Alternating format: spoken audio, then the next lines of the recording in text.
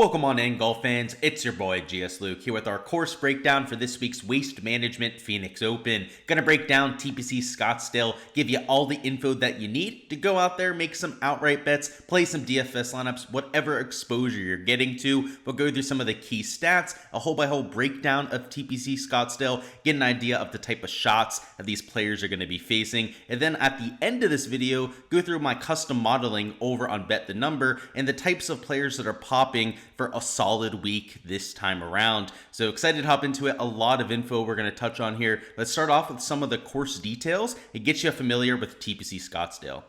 TPC Scottsdale is an iconic track, one that a lot of golf fans probably are extremely familiar with, but if you haven't seen it on TV before, maybe you're new to the sport, it's pretty much our Super Bowl of the golf season in terms of fan exposure, in terms of how loud and ruckus the atmosphere can get. There's none bigger than what you have there on holes 15 through 18. Of course, the iconic 16th hole, that par 3 with the entire stadium atmosphere, is what you'll see from all the highlight reels at the end of the week. So it's a fun one, but on top of from just the entertainment perspective, a stacked field pretty much every single year, we've also got a golf course that is really set up to put the best ball strikers at the biggest advantage. It's a tough track in terms of your off the tee play, real low fairway percentage, definitely not all that penal if you're in the rough, but if you miss in the desert, which is on pretty much every single hole, you could be looking at a double, triple bogey real quick. There's a lot of variance when you get out into the desert, a lot of rocks that could make you take it unplayable, lost balls, snakes, all of that fun stuff out there that makes this such an entertaining event every single year. So when we look at the leaderboard, some of the past champions around here, as we'll do here in just a little bit, you'll see it's a lot of our top end players, right? Scotty Scheffler, back-to-back defending champion. A lot of your ball strikers like a Brooks Koepka, Hideki Matsuyama have won here time and time again. It's the players that can keep themselves out of the desert and navigate these real tricky greens they have around TPC Scottsdale that end up finding themselves towards the top end of the board. Oh, it's a par 71, 7,261 yards, so not the par 72 that we've had for the past few weeks. And in terms of your length, I'd say pretty average for the PGA Tour, but certainly a lot more lengthy than what we had at Pebble Beach. So in terms of our approach profile, it is a lot more balanced than what you saw there at Pebble. The Amex, right, had a lot of wedges and a lot of long irons in play. This week, you're pretty much going to have an equal test across the board. So if you look at the PGA Tour average approach distribution, and you compare it to what you have here at TPC Scottsdale, it's almost nearly directly in line. So very average there, and there's not really a proximity bucket that you want to look at more than the others, at least compared to your average PGA Tour event. And greens are much larger than what we had at Pebble Beach. In fact, about twice the size as what we had there with the tiny greens around Pebble Beach, but they're extremely tricky. There's quite a bit of slope out there. They're not difficult to putt per se. They don't run particularly fast, but they are extremely difficult to get up and down on. So when you look at the scrambling percentage, it's not terrible, right? You can see it's slightly lower than what you have on the tour average, but there's some real routine shots. I mean, 20, 30 foot kind of pitches that off grainy Bermuda grass are going to trick guys up a little bit. So there are players that, are well above that average around a TPC Scottsdale. Guys like a Scotty Scheffler, Jordan Spieth, Justin Thomas, for example, are really good at getting off that, grainy Bermuda that they have around the green. And that's why they have such a, fantastic track record around this golf course. So you have some large greens, much larger, I would say, than your tour average out there at 7,000 square foot. But if you miss them is when you could be looking at quite a few bogeys. So if you're not a stout around the green player, you're not an elite level ball striker, you don't really have a path to success here, right? If you're going to miss the greens and you're going to be making all of those bogeys, there's just not a sustainable way for you to get towards the top of the leaderboard, which is why you see so many of the top end players succeeding around TPC Scottsdale. You have some guys that are iron specialists, particularly like value tier, maybe lower tier PGA Tour players that'll pop with the irons week in and week out. They don't really tend to show up at this golf course. They will from time to time. You'll see guys pop like a Nick Taylor, for example, at this golf course in the top 5. But more consistently, it's your top level elite tier players because they have more than one skill set that they're elite at, right? And the ones that we're really looking for, especially in terms of your top 5 and winners, are the approach play, I would say, and then the around the green is probably number 2. Off the tee would be a close third, perhaps even a big 3 out there with those 3. In terms of some of the other metrics here, we got POA overseed on the greens. They are a Bermuda grass base layer, but play much more like that POA overseed like we had at the American Express. So if you want to look at some putting numbers, try and get some recent form on this surface, the Amex would be a perfect type of situation to look at. But also a few other events on tour where we're using this POA overseed would be worthy of comparison as well. In terms of last year's leaderboard, go ahead and take a look at that here. We've got Scotty Scheffler, obviously back-to-back champion. Nick Taylor in second, that outlier that I mentioned, and then a whole lot of ball strikers, right? A whole lot of world-class around the green players too. You got Jon Rahm, Justin Thomas, Jason Day, Jordan Spieth. Need I say more, right? All are the quintessential players, right? At being both good around the green and good iron players, right? It's why they show up at major championships. You've got Sam Burns, who I would say a little bit of an outlier, right? Especially if you're looking at that type of build, but he is really good on any type of overseeded surface. And in fact, anytime we get a Sam Burns, when we have an overseed situation, is almost always going to be a part of my DFS lineup. So maybe not from the outright perspective. I think that his T6 here might have been a little bit of fool's gold. If we take a look at some of the other finishes, right, 3 missed cuts, did have a T22 back there in 2021, but for fantasy, right, where we don't need him to win the golf tournament, especially against a lot of other elite tier players like we'll have in the field this week, I like him from that format, and I like the fact that he makes a ton of birdies out there. You got Terrell Hatton up there, Wyndham Clark, Adam Hadman, right? So obviously we're getting into top 10s, top 14s at that point. Let's go ahead and find the next year. So we had this on 2023. Let's go back to 2022. It's something I absolutely love about what we have here on Bet the Number, which of course, guys, if you want access, use code Gsluke when you're signing up. Is the fact that you can look at all these leaderboards, take a look at the shots gained metrics, but you can take a look at some of the fairway numbers and green numbers change, right, going from season to season. And one thing that you'll notice up here, my boy DB already did a course breakdown this week. Checked that out. It was posted yesterday on the Tour Junkies channel. But yeah, all of the averages here, something he pointed out, is they're all about the tour average, right? Whether you look at 2023, you look at 2022, they're all within like 1-2% in terms of your tour averages. When you look at green regulation and fairway percentages, and then everything from scrambling down to here, you're talking less than like a 10th difference. Whether it's the 3-putt percentage, birdies, bogeys per round, literally every single metric on here.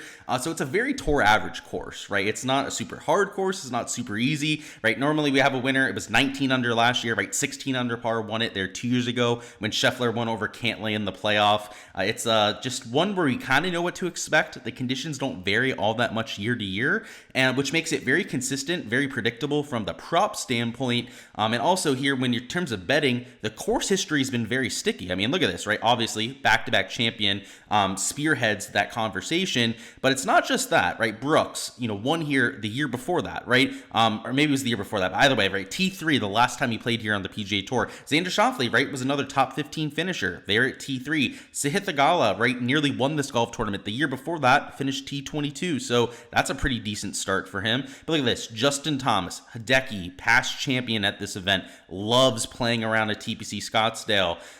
See, Keith Mitchell shows up here at least a little bit, right? T42 the year before that, but T10, T16 finish, a little bit of a course horse himself. Jon Rahm once again, not over here on the PGA side now, but it's interesting to see how consistent some of the course history can be. Let's go back to 2021, drive this home even a little bit further here.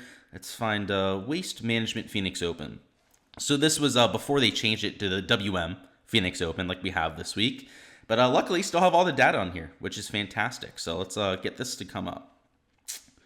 Come on, Phil. All right, so we had Brooks Koepka win that year, so I was right? The year before that, Brooks Koepka won. But Xander once again, Jordan Spieth, right, who showed up there last year, right, T6. T4 finished there 3 years ago. Scotty Scheffler, right before he really blew up on the PGA Tour. Look at this. T7 finish. Andrew Putnam has shown up actually a few times here. I take that back. This is really his only good finish. I take that back. I thought he showed up here a few more times, though. So not really sticky course history with a Putnam. But guys like Louis Oosthuizen, right, showed up here all 3 years he played here, right, top 14 finishes. Justin Thomas, again. Rory McIlroy hasn't played here much. He at least made the cut both times, 2 top 32 finishes. But John Rahm, right? I mean, look at that course history. Top 13s every single time. Sungjae Im showing up again. He's played really well here every time he's teed it up. Guys like a Corey Connors, I'm surprised hasn't played here more. He's at least made the cut every time. So no real top end finishes for him. But yeah, Sam Burns, that's the other year where he made the cut, top 22.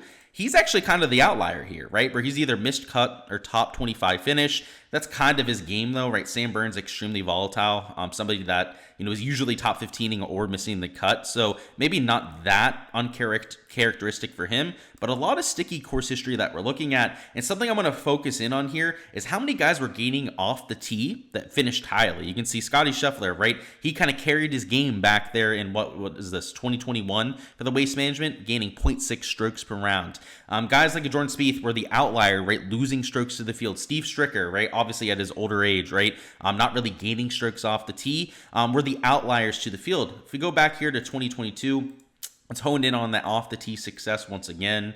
Where are we at? Where's WM?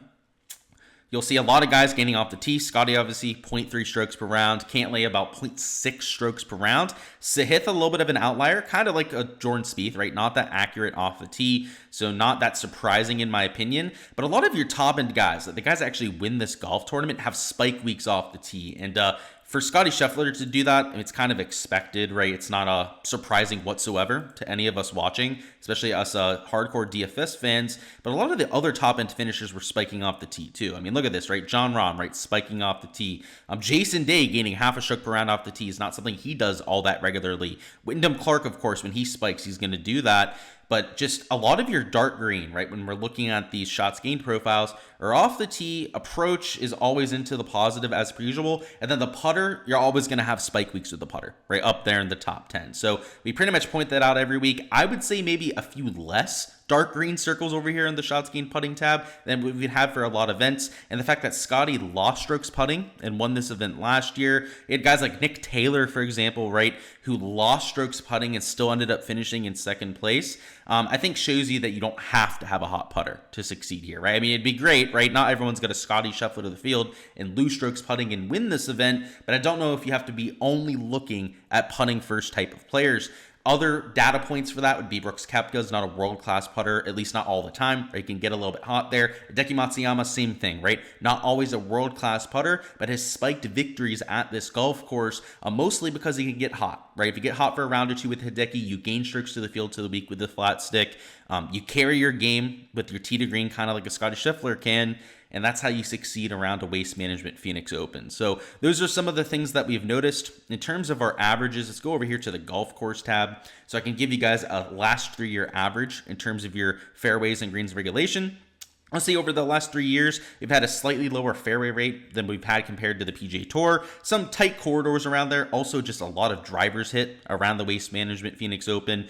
So not a surprise that you see a slightly lower fairway rate. In terms of your green and regulation percentage, also slightly higher than the PGA Tour average, mostly because you have 7,000 square foot greens. So the ball striking test isn't crazy. I mean, the off the tee stuff, I mean, the rough isn't all that penal out there. The issue is when you're hitting it into the desert, right? The native area where you're taking penalty drops. That's why this off the tee success is showing up, right? The guys that go out there that avoid that set up the birdie looks, because if you're not driving it in the native area, you're going to have a lot of, birdie opportunities at a golf course like this. We're going to go hole by hole here in a second. You'll see exactly what I'm talking about. But if you hit the fairways, it's a lot of reasonable shots, a lot of slopes that are going to help you get close to pin locations.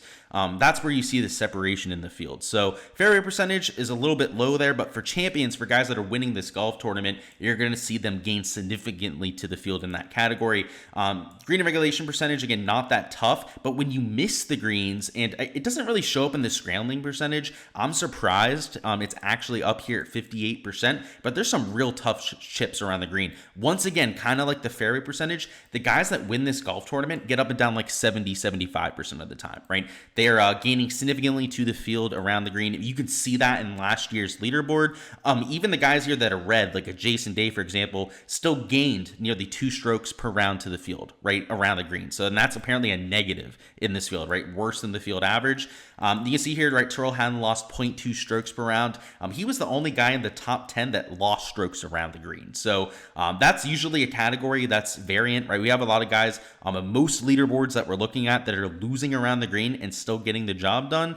So that's why I'm surprised that the scrambling rate is up at 58%. So maybe it was the elevated status last year, right? The 2 years before that might have been slightly lower scrambling percentages, but your top end players, the guys that get the job done this week, are going to have to do some work around the green. Even Scotty Scheffler was missing some greens last year. Not all that many because he only had to gain about a 0.3 strokes per round right around the green, but still, even that type of ball striker was faced with some of those penalties. The bogeys per round, you can see slightly lower than your tour average. Again, a little bit surprising, but your players that are going out there, lighting it up on the scoreboard are going to average closer to 1.5 bogeys per round. In terms of your par 5 scoring average, it's slightly lower here than what you have at most tour courses. And the one thing I'll say about this par 5 scoring average is that the players that go out there and get to 19 under par are usually shooting something like -3 on the par 5s every single day, right? End of the week, their target score is probably something like, I should say probably -2 every single day, right? There's only 3 par 5s out there. So maybe something like -2 every day would be a little bit more reasonable. Try and get to -8 on them by the end of the week is how you get to something like -19. In a winner like Scotty Scheffler. So those are a few of the trends that we've noticed, particularly from the shots gained profile and how you get to that top end type of winning score. Going hole by hole of the stadium course, you'll get a little taste for what these players are going to face. And unlike Pebble and a lot of the other tracks that we faced, there's a lot more variance in the setup here. So none better shown by hole number 1, I would say, where you can hit driver here if you want to. You can be more aggressive. I don't think you really gain all that much by trying to take a driver over this bunker. But a lot of players will lay up off the tee here, which is not a common sight around TPC Scottsdale. So you're going to see a lot of different strategies imposed by players, a lot of people that change that strategy hole by hole. Then some guys that are going to be aggressive all day, right? That, this little bunker in hole 1 isn't going to deter them from hitting a driver, and you'll see them try and blast it out there. If you do, you bring the little bit of natural area to the left end, to the right as well. You've actually got an OB with these houses. So it kind of gets into your head a little bit. There's a lot of decisions to be made, and I think the guys with course history that have done it before, that don't have to think about that hole to hole, are at an advantage this week. Hole 2 is 449. It's a straightforward par 4, but a little bit longer than hole 1. So you're going to be asked to hit a slightly longer approach in. You're going to hit driver here just because you don't have that natural area nearly as much in play. If you pull it to the left, you can get into that one that was flanking the left side on hole 1. But outside of that to the right, you'd really have to miss, right? You can see over here you have some natural area, but that's like 30, 40 yards offline. It's a little bit closer over here, right? It's like, I would say 10, maybe 12 yards over here to the left. A little bit more in play for these tour players. Hole 3 is 563. This is reachable in 2. A lot of shots are going to come up short in this natural area. So this one's a little bit less penal than what you have on the rest of the course. They know that people are going to go for the screen in 2, try and give themselves an eagle look. And a lot of them are going to end up short, whether it's the distance, whether it's just misjudging the club. The shot from over the green getting up and down can be especially difficult if you're in one of these right side pin locations, where you're short-sided, you're playing up a steep bank, trying to get it up and down. So they've taken a lot of rocks out of this ditch here, and it's not raked. You can still get some nasty lies, that kind of thing, but you're at least alive to get up and down. The slopes are from the back of the green to the front, I'd say slightly canted from right to left, so kind of diagonally down towards this penalty area. It's where all the water, whenever it rains here, will wash down into, for drainage purposes, of course, which means if you miss short, you're going to see a relatively easy approach shot. I should say around the green shot. There's a slope that goes through this green in the middle that adds a little bit of difficulty if you're getting to one of these right side pin locations.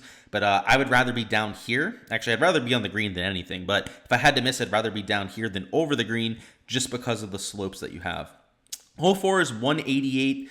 This is a relatively straightforward par 3. It's 188, right? You're going to be tested in that 175 to 200 yard range. Hole 5 is 474 yards, getting close to the 500-yard range, and can play like 490 yards to one of these back left pin locations. And it's not really in play, this little drainage area that you have, but if you hit it coming into the green, you end up in a rock, could absolutely screw you. So you can see, maybe in an 18-hole sample size, right, guys are going to get away with hitting some bad shots, but if you play an entire 72-hole event and you're not spot on with your ball striking, you're going to hit it into one of these spots of bother, right? Maybe you hit a shot out of the Bermuda rough out there and it jumps and you end up getting into this natural area over the green. Like, you might have to take a, unplayable lie and take a drop there, which would not be ideal. And that would screw you if you're in contention. Hole 6, you've got a straightforward par 4, 443. Another one that a lot of players will lay up on to try and stay out of the bunkers. But if you're going to play aggressively, you could try and bomb it out there and get it out into this broad portion of the fairway. So if you do that, you're going to have a wedge in. Even if you lay back a little bit, these players are going to be hitting a 9-iron in, which maybe an 8-iron for some of the shorter guys, but they're not worried about that. Hole 7 is 223, longer par 3. The green's pretty large, so it's not as tricky as it could be. Some of the longer par 3s at Pebble that had tiny greens, a lot trickier than what you're going to have with the par 3s here. They're not easy by any means, right? The up and downs can be a little bit tricky, but some of the slopes that you have at Scottsdale. But yeah, Pebble was a much harder test from the par 3 perspective. Hole 8 is 484, a little bit of right to left action when you come with the dog leg. Longer hole, right? So you're going to be tested in terms of your mid to long iron range, but not a lot that you can get into trouble off the tee on, right? If you miss it way left in the natural area, as per usual, you're just hoping that you luck out. If you miss to the right, though, you've got all this land to work with. So that's probably the proper miss, shading towards the right side. Hole 9 is 460. It's another mid-range par 4. It's got a real narrow green. You don't have much depth to work with here in terms of your distance control, which makes it a little bit trickier than it looks on paper. Hole 10 is 436, so if they have guys starting off the back, which I imagine they will, they do every single year at the Waste Management Phoenix Open, there's a couple different lines you could take. So over here to the left is the amateur line, maybe your shorter hitter line, over here like a Webb Simpson. Matt Kuchar, right? I'll probably be taking the line over this way. No diss to their game, right? Just don't have the power to hit it like 330 over this bunker. If you try to take on this bunker, let's see how far they have it, right? 324 in terms of your carry seems unreachable, right? Unless you're Rory McIlroy out there, you just hit it a country mile. But with the thin air, you're at about 1,500 foot of elevation. It's a little bit more approachable, a little bit easier than you think. Sometimes the prevailing wind will go downwind on this hole, so you'll see guys hit drivers up here near the green. And in fact, last year, I think Rory got it within like 5-10 yards of the surface. So it can play a little bit differently depending on the wind direction, but the longer hitters off the tee can try and cut that corner. You'll see it every year, especially in the right conditions. Hole 11 is 477. This is where you have your first bout of water on the golf course. Water down the left side, at least water that's in play. There was a lake over there in the front 9, but it was like 40 yards offline, so you don't see guys hitting in it. Obviously off the tee here, it's in play on hole number 11. And then with the approach shot, if you have a left pin location, it is definitely in a player's mind, but anything to the right side makes it pretty much out of play. Unless you hit a horrible shot, right, in which you deserve to be penalized that bad. Hole 12 is 197. You've got water over the green, which comes into play with any right pin location. And I know like a front right pin doesn't look like it's all that damaging, doesn't look all that scary, but all of the slope here runs down onto this bank. And what you can't really tell from this overhead view is that this bank just slopes into the water. So when they'll use this back right pin, probably either on moving day or Sunday, I would imagine, right, one of the weekend rounds after the cut line. And what'll happen is if you hit it just even 2 yards to the right of the pin they use, you're going to end up in the water. And that hole location is like by far the most difficult at hole number 12. And anything else is, not easy, I would say. Like this bunker shot out of here, if you have like a left pin location and you have to get up and down out of this bunker, all of the slopes feed away from the bunker and make it nearly impossible to get the ball close. It's a tricky one. The back 9 at TPC Scottsdale can get you, and hole 13 is another one where it can get you. You've got water down the right, which gets used a little bit more than it should be in tournament play. it's only like a 298-yard carry, right? So most players in these desert conditions should be able to get over it. But if you mishit it, right, you hit like a slice, for example, right, off the left bunker or something like that, right, instead of just hitting a little power fade, you might end up in that aquatic penalty area. You've also got this desert over here, which also is going to get a lot of misses. A lot of your players, right, are going to carry that water, right? They're not going to mishit it that badly and not carry it 300 in the desert. If they do, though, a lot of them will end up in one of these bushes. So if you end up getting a clearing out there, getting a good lie, you can still go for the green in 2. You'll probably only have like 210 yards in, maybe even less than that too, because of the kind of rollout that you'll get in this natural area. But if you end up in a bush, then you're looking at having to try to get, a par, right? Trying to go out there, get a par rather than a birdie. Potentially even looking at bogey, right? If you don't execute your second shot properly. You miss to the left, well, you have a little bit more leeway, right? If you get under this tree, you're going to be able to lay up just fine, right? And get up and down. You miss in this bunker, you're probably laying up too, but you might be able to go for it depending on your lie. Natural area to the left is more so the worry. So it's a tricky hole. It's a par 5. You got a little narrow green, which makes it tough to hit in 2, but a lot of guys that'll get up and down for birdie there. Hole 14 is 500 yards, 497 technically on the scorecard. You can't miss right here. I believe it's OB past this little trail, and it's dreaded lies over there. Lots of bushes, lots of native plants over there in the desert. And then to the left, you have some rough to work with. A lot of players will end up in this stuff over here on the left side, but a lot of uneven lies. And you can kind of see that from the overhead view, right? If you move this around, you can see that it's some rolling topography. This is a real difficult hole if you can't hit the fairway. If you hit the fairway, it's not a birdie look, but you'll have a real good chance of making a par at the worst. Maybe you make a birdie every once in a while. You miss to the left here, or if you miss to the right, you're just screwed. There's trees blocking you out there as well. It's almost a for sure layup. It's like I said, the back nine at Scottsdale is where all the fun happens. 15 through 18 is the crucible of all of that. It's where all of it comes together, all the pressure, all the fans will be out there on the golf course. And the loudest fans will be here from holes 15 through 18. So first up, you got a reachable par 5, but you got water down the left. So you got to execute a good tee shot. If you bail out to the right side, you're probably laying up to this little marker out here. If you go forward in 2, it's got another island green. So if you don't like an island green par 3, you probably hate an island green par 5. If you go for it, you execute the shot, you're probably looking at a short eagle putt because of how small the green is. If you miss the green, you might be in the water. A lot of people end up in this left bunker. It's like there's a magnet in there. They know that if they hit it in the bunker, right, it's not going to bounce into the water, or at least not likely, right, to bounce into the water. If you hit it over the green, you can end up in the water. If you end up short, you can also end up in the water, obviously, with this little canal. So what they end up doing is they go, okay, I'll miss left. And instead of just aiming at the pin and hitting the same shot and hitting it to like 5-10 feet, they all end up in this left bunker. So just look out for that. The guys that can get up and down out of the bunker will likely get up and down for birdie. Next up, we've got hole 16. It's 168 yards. This is the stadium hole, so it's going to look a whole lot different when you see it played for the WM. Literally stands surrounding this hole. It's an absolute blast out there, and not much more that needs added, right? There's some slope on it in the middle of the green that can add some difficulty depending on your pin location, or that can make some of the front pin locations potential hole-in-one spots like you've seen. Hole 17 is 366. This is another iconic hole, drivable par 4 out there. The water to the left has doomed a lot of players trying to win, most notably a Sahith Theegala, who got gobbled up by that. But you're going to see a lot of guys go for this green, miss it to the right, and try and get up and down.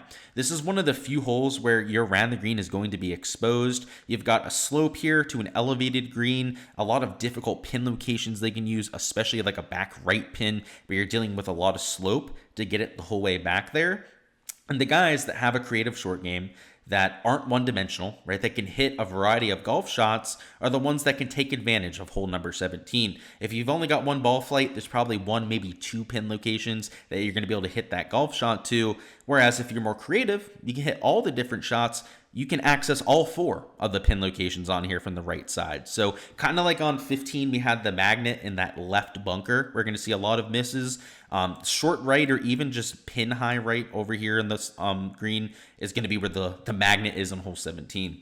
And then finally, hole 18 is an iconic finishing hole. If you're Dustin Johnson, you just hit it over the bunkers on the left, right? So it takes ungodly strength to be able to pull that off, to get it over there in the fairway. I think Tiger Woods pulled it off a few times, but it's a tough tee shot if you're not a bomber, right? If you're a little bit shorter off the tee, these bunkers are certainly in play. The ones to the right are definitely in play as well. And in fact, you've seen guys hit it into this water on the left that hit a little duck hooker, something with a little bit too much spin from right to left. So this tee shot favors guys like Bryson, like Rory McIlroy, Cam Young, all of your longest players in the world, because of the fact that you can take almost all the trouble out of play. If you're a DJ of Bryson, you just go out here, you pound it past the bunkers, and you're good to go with a wedge shot into 18.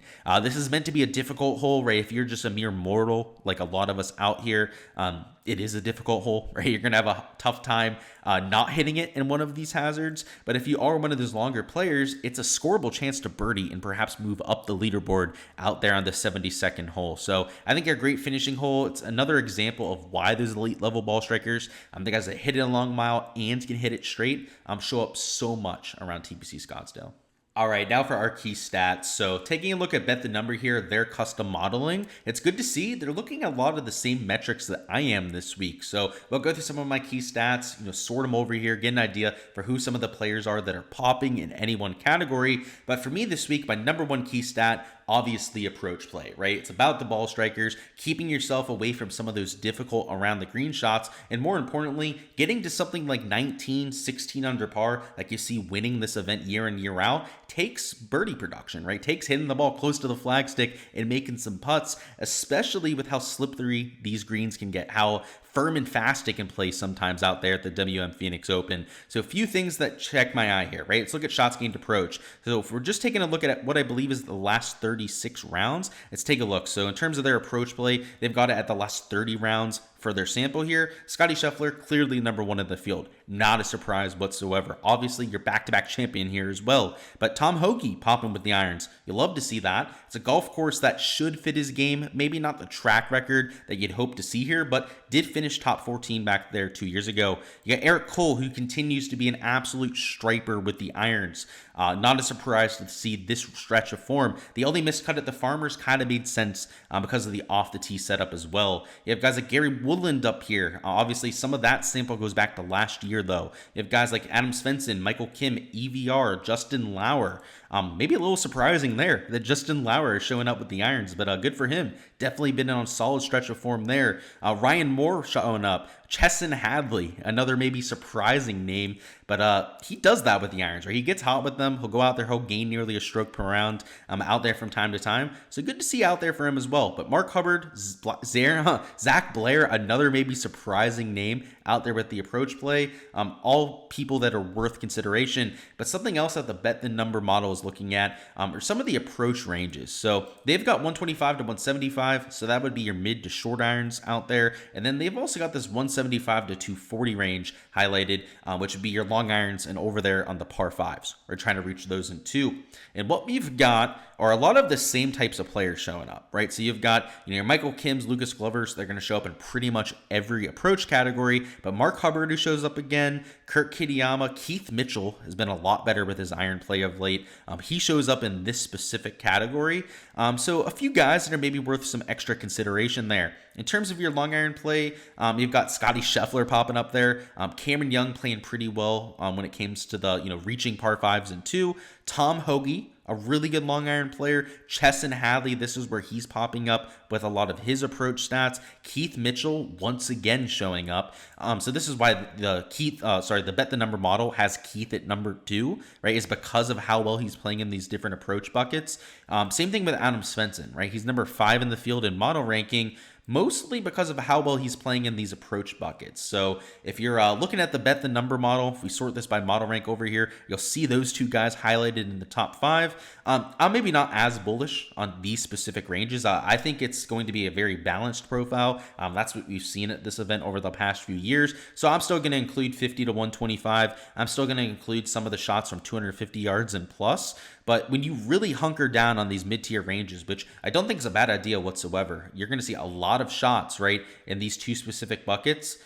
These are the guys that are showing up with the approach play. And I think Keith, with his off-the-tee distance and accuracy, I'm surprised to not see more top finishes, right? A T10, a T16 finish, and 2 of his last 5 starts at TPC Scottsdale. But, I mean, he's got the kind of skill set, right? Especially if the irons are now running hot.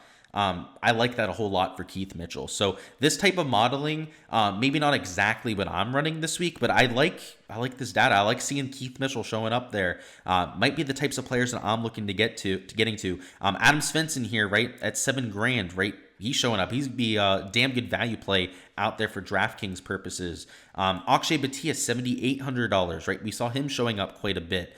In terms of his putting on this POA overseed, we'll have to double check those numbers, but not that great with the putting of late. The short game too, not all that great. So those are data points I don't like so much. Speaking of my model, right? I am much, much higher on around the green play than I think most people are for this event. So a few people to point out here. Ben Griffin popping around the green. Always tends to do that. But in terms of your elite tier players, Matty Fitz, Sungjae Im, Minwoo Lee, all worth some consideration. Heck, even Benny Ann, you could throw into that consideration too. Matt Kuchar, always really good around the green. Nick Taylor, right? Gaining a bunch around the green. Maybe that's why he has so much success around this type of golf course, or at least last year, right, with the T2 finish. Jordan Spieth, of course, we know what he does around the green. Guys like Hideki Matsuyama with his track record are showing up in this category. Justin Thomas. So I know we were going through these approach buckets, heck, even shots gained approach, right? We didn't get a bunch of these Hidekis, right? We didn't get a bunch of these Justin Thomases, these Scotty Schefflers, right? I know he showed up in that one approach category.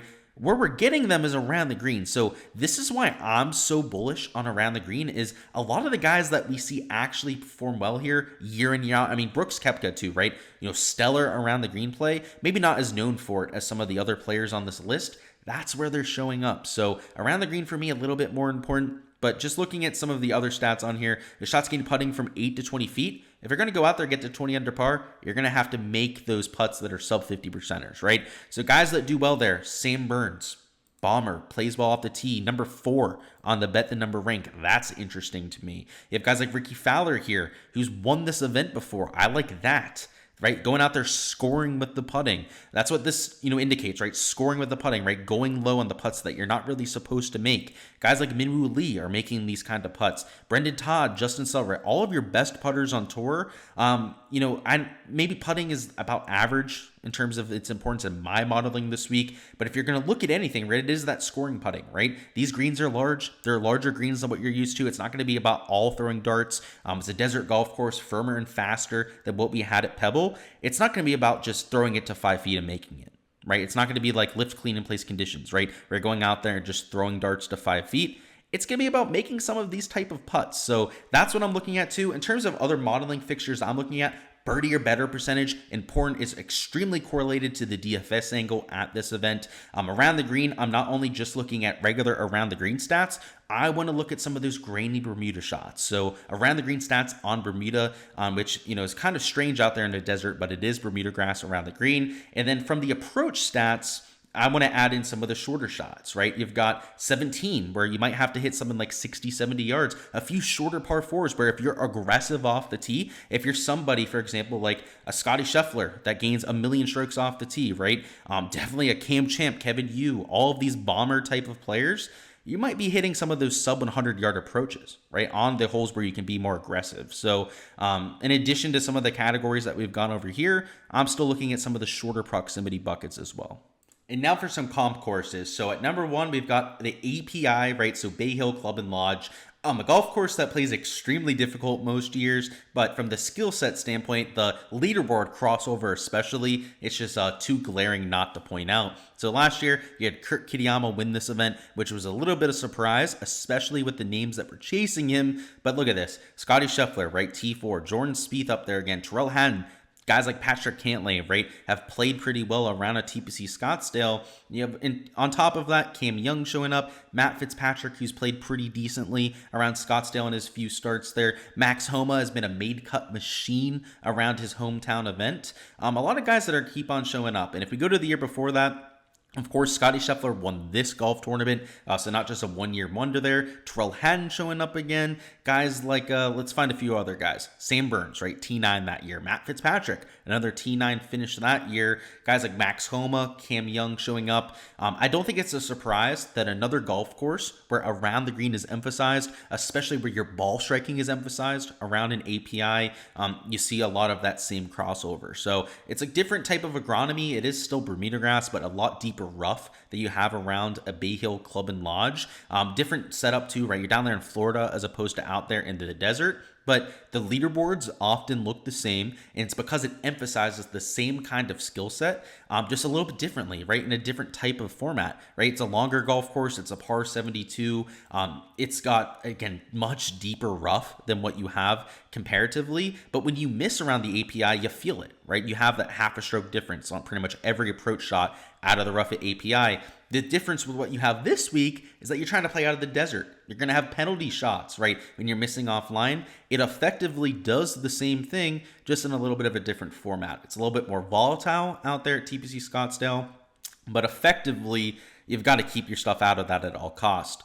Next up, you're going to go to another Florida track, which kind of feels like we're just picking on the Florida tracks here, but it makes sense when you look at the leaderboard crossover, who, of course, guys, Scotty Scheffler won this event too, so not a surprise we're looking at that. But more than that, it's another golf course that off a tee penalizes you, right, for not being accurate, and then into greens and around the green is eerily similar. So on the greens, a lot of the same types of slopes, a lot of slope to them, a lot of real tricky up and down shots. A lot of the slopes on the greens are more thought of in response to some of the around the green shots that'll be necessary, and all of them are to penalize your misses. So kind of like we have at the Waste Management, where those grainy around the green shots can trip up players, you get that even more so at the players, right? Your scrambling percentage goes even lower than what you have at this type of golf course.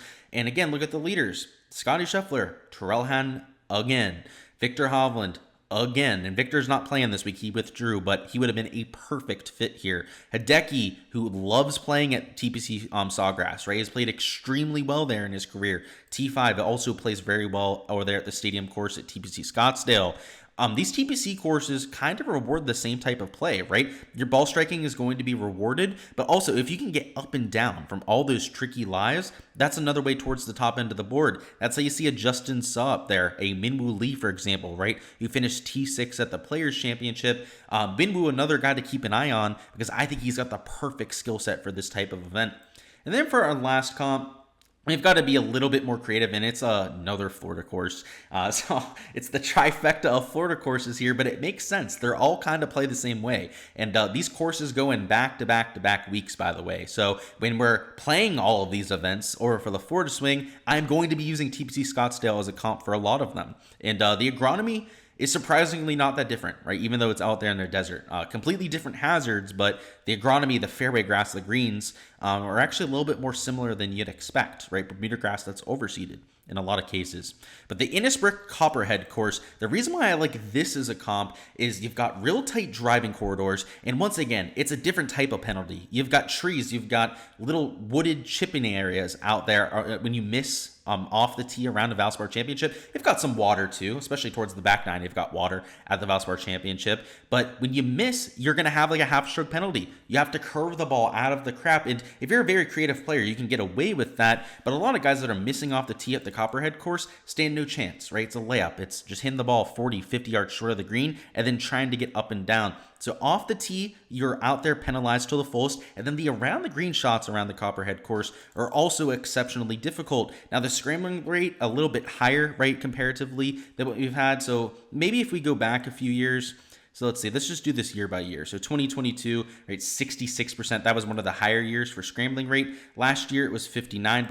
2021, I imagine, pretty high pretty much every year. So the scrambling rate, maybe not as difficult around a Valspar Championship, but you've got lush rough around the green. It's kind of similar to what you have over there at the API, right? Where around the green shots are more difficult because of the rough than anything out there. And still, I think, a decent comp. If you take a look at some of the leaderboards, Jordan Spieth showing up again. Sam Burns, of course, right, won this event back-to-back years, finished 6th last year. I don't think that's a surprise. Guys like Nick Taylor show up here. Justin Thomas shows up here. Actually, Actually, JT was in contention for a lot of last year before falling off late. If we go back to the year before that, Sam Burns won, of course.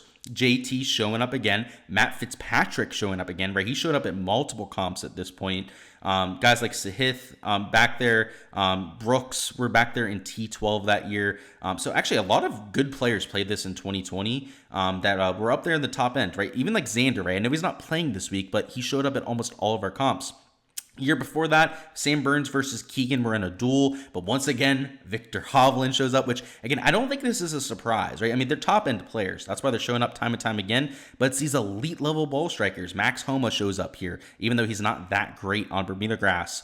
Joaquin Neiman, elite-level ball striker, that obviously shot a 59 last week. Good for him. But year before that, right, Paul Casey, known for his ball striking. Whole lot of live guys up here, but Sanjay M showing up. John Rahm, DJ, right, some of your better ball strikers are the ones that you're seeing finishing top 10. And that's why they're top-end players. But at these ball striking type of events, it's not like the Amex, right, where you get an amateur winning or like random guys showing up in the top 5, top 10. These leaderboards are all very strong. I mean, like, let's point out some of the outliers, right? I mean, a Ryan Armour, right? A little bit of an outlier there in the top 10. Over here in this year, Troy Merritt, right? Vaughn Taylor, maybe a little bit of outliers, but your top 5s are almost always extremely strong. This year, I wouldn't even call like Robert Streb an outlier, but perhaps that's a little bit of an outlier, but your top 5 is almost always really strong. Davis Riley read a popper. Not really a surprise that he played well that week. We played him that week, actually. Took him for an outright, didn't get the win, but it was a good sweat. Cody Gribble, a little bit of a surprise last year. I know last year actually had some surprises. Like Taylor Moore winning, I did not expect that, but he's a decent tour player. I mean, he did a really good job at the ball striking that week. Also gained a lot of strokes putting.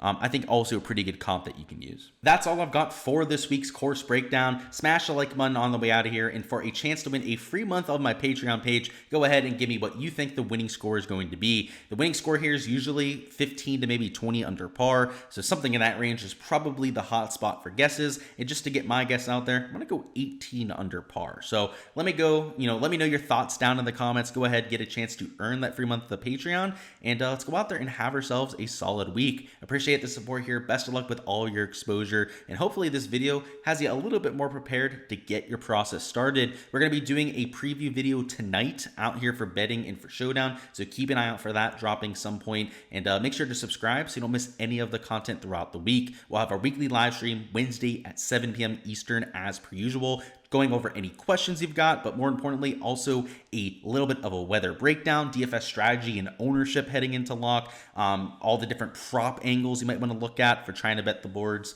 everything you need to know, plus any of your questions down in chat. So looking forward to that. Make sure to check that out on Wednesday, and best of luck with all of your lineups and bets this week.